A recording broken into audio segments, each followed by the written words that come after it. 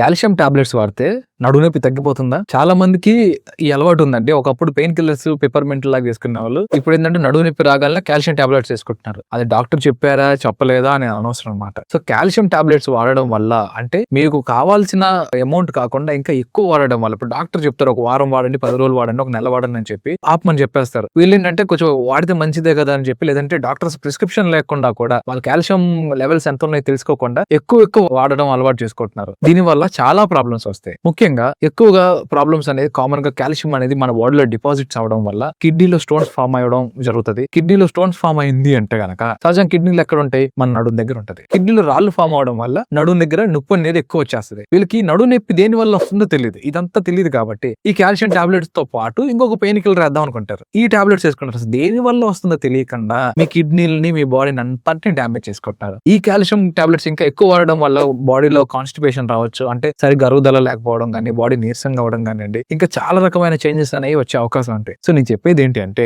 Calcium tablet అయినా లేదంటే ఏ supplement అయినా మీ బాడీకి కావాల్సినంత మాత్రమే మీరు యూజ్ చేయండి. అది కూడా ఒక డాక్టర్ ని కలిసి మీరు వాళ్ళు అవసరమైతే ఏదైనా టెస్ట్ చేస్తారు, లేదంటే ఎగ్జామిన్ చేసి మీకు ఇంత అవసరం అవుతుంది, ఇది వాడండి నేను క్లియర్ గా చెప్పిన తర్వాతే ఎంత డ్యూరేషన్ చెప్తారో అంత మాత్రమే వాడితే మనకి ఎటువంటి ఇబ్బంది లేదు. ఇలా చిన్న తప్పులు చేసి ఇంకా పెద్ద ప్రాబ్లమ్స్ కొని తెచ్చుకోమాకండి. Thank you.